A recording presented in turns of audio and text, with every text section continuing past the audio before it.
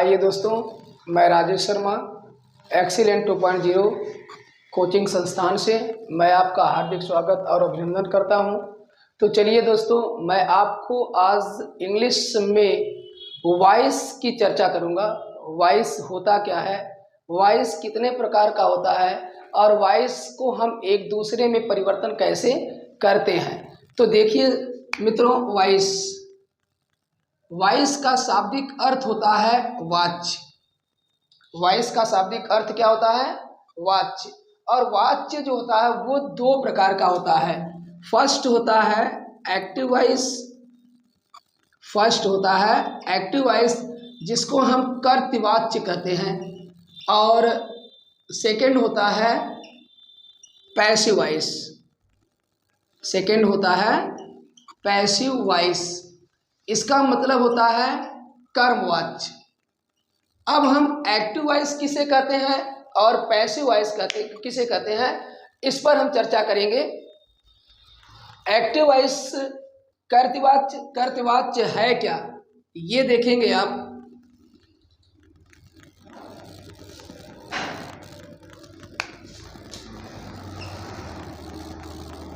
Active voice का मतलब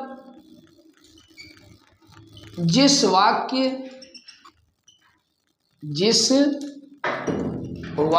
में कर्ता प्रधान हो उसे एक्टिव वॉइस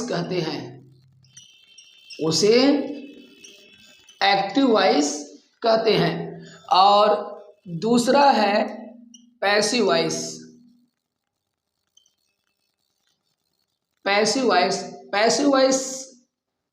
की परिभाषा है जिस वाक्य में कर्म प्रधान हो उसे पैसिव वॉइस कहते हैं। तो मित्रों, आपने जाना कि एक्टिव वॉइस क्या है और पैसिव वॉइस क्या है। जिसमें कर्ता की प्रधानता होती है उसे एक्टिव वॉइस, और जिसमें कर्म की प्रधानता होती है उसे पैसिव वॉइस कहते हैं। जैसे सपोज दैट हम कह देते हैं राम रीड्स द रामायण।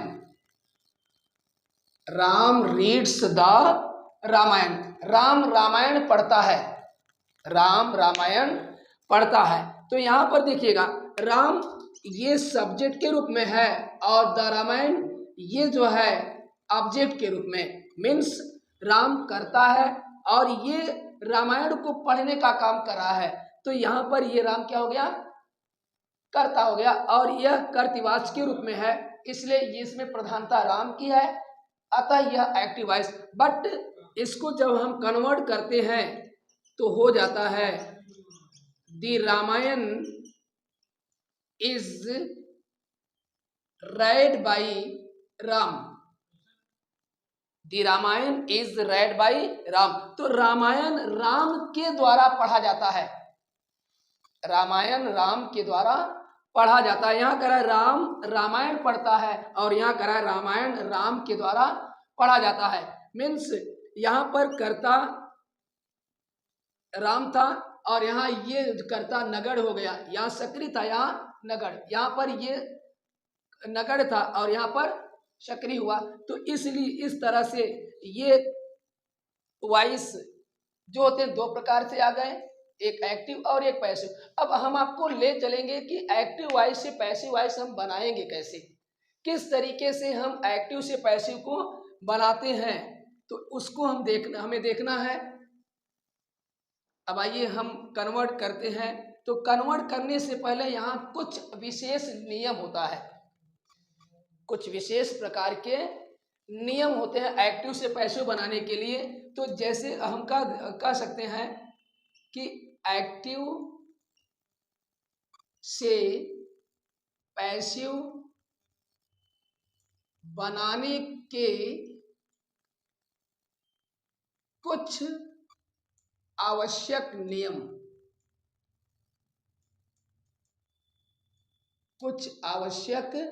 नियम। एक्टिव से पैसिव बनाने के कुछ आवश्यक नियम। अब किसी को भी बदलना है तो उसमें कुछ आवश्यक नियम होते हैं जो सारे टेंस में कॉमन होते हैं। अब वो कॉमन चीजें क्या हैं ये हम आपको बताने जा रहे हैं। तो जिसमें से पहला है कि एक्टिव वॉइस से पैसिव वॉइस बनाते समय कर्ता को आप देखें, सब्जेक्ट को ऑब्जेक्ट और ऑब्जेक्ट को सब्जेक्ट के स्थान पर रख देते हैं। एक्टिव से पैसिव बनाने की पहला शर्त यह है कि जब हम एक्टिव से पैसिव बनाएंगे तो जो सब्जेक्ट होगा वो ऑब्जेक्ट के स्थान पर हो जाएगा और जो ऑब्जेक्ट होगा वो सब्जेक्ट के स्थान पर हो जाएगा। सेकेंड रूल ये है कि एक्टिव से पैसिव बनाते समय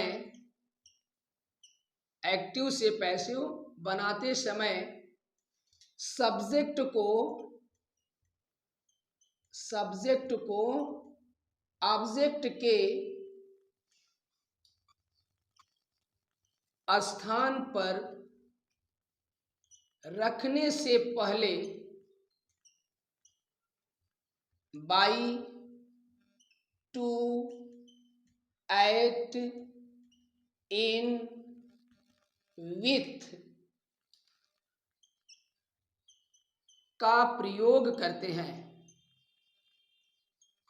दूसरा शर्त मित्रों है एक्टिव से पैसिव बनाते समय जब हम सब्जेक्ट को ऑब्जेक्ट के स्थान पर रखेंगे उनसे पहले हमें बाई का प्रयोग, फिर टू का प्रयोग, फिर एट का प्रयोग, फिर इन का प्रयोग और फिर विथ का प्रयोग, इनमें से किसी एक का प्रयोग आपको करना होता है।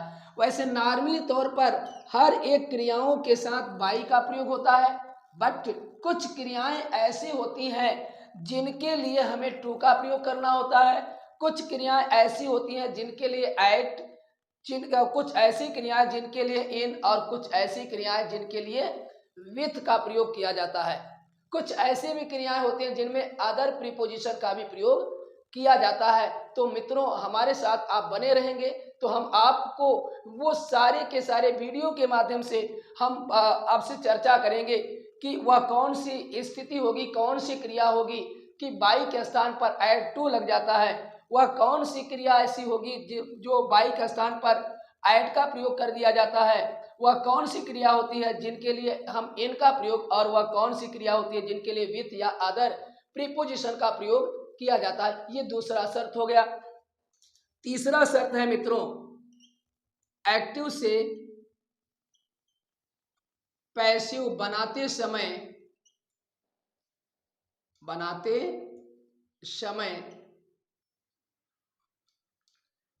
प्रत्येक टेंस में मुख्य क्रिया के थर्ड फॉर्म का प्रयोग करते हैं। थर्ड फॉर्म का प्रयोग करते हैं। अब एक्टिव से पैसिव बनाना है तो जितने भी टेंस का परिवर्तन करने के लिए बताया गया है उन सारे टेंस में क्रिया के थर्ड फॉर्म का प्रयोग होता है। आइए मित्रों हम यहाँ देखते हैं थर्ड फॉर्म बनाने का जो विधि है, कैसे थर्ड फॉर्म हम पैसिव में बनाएंगे। यस या यस फॉर्म का थर्ड फॉर्म, फर्स्ट फॉर्म का थर्ड फॉर्म, सेकेंड फॉर्म का थर्ड फॉर्म, थर्ड फॉर्म का बीन के साथ थर्ड फॉर्म, और आईएनजी फॉर्म अगर है तो बीइंग के साथ थर्ड फॉर्म का प्रयोग होता है। ये नॉर्मली तीसरे रूल्स का नियम है कि ऐसा यस फॉर्म है तो थर्ड फॉर्म में, फर्स्ट फॉर्म है तो थर्ड फॉर्म में, सेकेंड फॉर्म है तो थर्ड फॉर्म में, थर्ड फॉर्म है तो बीन के साथ थर्ड फॉर्म, और आईएनजी फॉर्म है तो बीइंग के साथ थर्ड फॉर्म का प्रयोग होता है। जैसे देखिएगा, श्याम कॉल्स मोहन, श्याम कॉल्स मोहन, श्याम मोहन को बुलाता है। इस वाक्य में श्याम सब्जेक्ट है और मोहन ऑब्जेक्ट है। जैसा कि आप पहले नियम के माध्यम से जान चुके हैं, एक्टिव से पैसिव बनाते समय सब्जेक्ट को ऑब्जेक्ट और ऑब्जेक्ट को सब्जेक्ट के स्थान पर रखा जाता है। Shyam that is denotes us being subject in this sentence, it became object in passive voice, means ये यहाँ, और मोहन जो ऑब्जेक्ट है ये सब्जेक्ट हो जाएगा ये यहाँ। मीन्स क्या होगा, श्याम के स्थान पर मोहन और मोहन के स्थान पर श्याम। ये फर्स्ट रूल के अकॉर्डिंग हुआ। सेकेंड रूल आपका बता रहा है कि एक्टिव से पैसिव बनाते समय सब्जेक्ट को ऑब्जेक्ट के स्थान पर रखने से पहले by, to, at, in, with का प्रयोग करते हैं। तो यहाँ पर कॉल्स ये क्रिया है जिनके लिए बाई आता है, इसलिए श्याम जब आपका ऑब्जेक्ट बना तो इसके पहले क्या आ गया, बाई। और कॉल्स जैसा कि तीसरा नियम बता रहा है कि एक्टिव से पैसिव बनाते समय प्रत्येक टेंस में मुख्य क्रिया के थर्ड फॉर्म का प्रयोग करते हैं, जिसमें से हमने बताया कि यस या यस फॉर्म चेंज हो जाएगा थर्ड फॉर्म में, फर्स्ट फॉर्म चेंज हो जाएगा थर्ड फॉर्म में, सेकेंड फॉर्म थर्ड फॉर्म में, तो third form being third form में, आईएनजी बीइंग थर्ड फॉर्म में बदल जाता है। तो ये कॉल क्रिया आपका बदल जाएगा कॉल्ड। और यहाँ पर अकॉर्डिंग टू टेंस हम सहाय क्रिया इज लगा देंगे, तो हो गया Mohan is called by Shyam. ये तीन रूल के आधार पर है। पहला रूल कर्ता को कर्म, कर्म को कर्ता। दूसरा नियम कर्ता को कर्म के स्थान पर रखने से पहले बाई। और तीसरा नियम मुख्य क्रिया के थर्ड फॉर्म का प्रयोग किया जाता है। और अकॉर्डिंग टू टेंस यहाँ पर एक हेल्पिंग वर्ब आ गया, और जैसा कि ये प्रेजेंट इंडेफिनिट टेंस में है, हम आपको आगे बताएंगे कि in which way you know that this sentence belongs to present indefinite tense. S या यस फॉर्म अथवा फर्स्ट फॉर्म या सहायक क्रिया डू या डज आता है तो वो होता है प्रेजेंट इंडेफिनिट टेंस। और जब वाक्य प्रेजेंट इंडेफिनिट टेंस में होता है तो ऐसे कंडीशन में हम सहायक क्रिया इज, एम, आर का प्रयोग करते हैं। तो मित्रों ये तीन नियम था। अब आगे हम आपको चौथा नियम बताने जा रहे हैं, और वो चौथा नियम है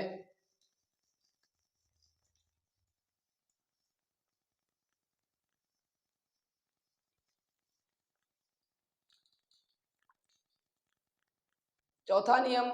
देखें आप, चौथा नियम है कि यदि एक्टिव वॉइस के वाक्य में सब्जेक्ट के रूप में कोई पर्सनल प्रोनाउन, कोई पर्सनल प्रोनाउन सब्जेक्टिव केस में हो, तो यहां देखिए बेटा, यस यस यस और सी है तो S for subjective, C for case. Subjective case में हो तो उसे ऑब्जेक्ट के स्थान पर ऑब्जेक्टिव केस में बदल देते हैं। उसे हम किस केस में बदलेंगे, ऑब्जेक्टिव केस में। या पर्सनल प्रोनाउन, पर्सनल प्रोनाउन का मतलब फर्स्ट पर्सन, सेकेंड पर्सन और थर्ड पर्सन। फर्स्ट पर्सन में आई और वी, सेकेंड पर्सन में यू और दाऊ। दाऊ जो कि आज प्रचलन में नहीं है, ये शेक्सपियर, मिल्टन वगैरह ये यूज किया करते थे अपने पोयम के माध्यम से। तो आई का ऑब्जेक्टिव बेटा मी, वी का ऑब्जेक्टिव अस, यू का ऑब्जेक्टिव यू और दाऊ का ऑब्जेक्टिव दी। थर्ड पर्सन के ही, सी, इट और दे। ही, सी, इट और दे। तो ही का ऑब्जेक्टिव हिम, सी का ऑब्जेक्टिव हर, इट का ऑब्जेक्टिव इट और दे का ऑब्जेक्टिव देम होता है। तो जो भी सब्जेक्ट पर्सनल प्रोनाउन के रूप में है तो वो अगर सब्जेक्ट के स्थान पर सब्जेक्टिव केस में है तो वो ऑब्जेक्ट के स्थान पर ऑब्जेक्टिव केस में बदल देते हैं।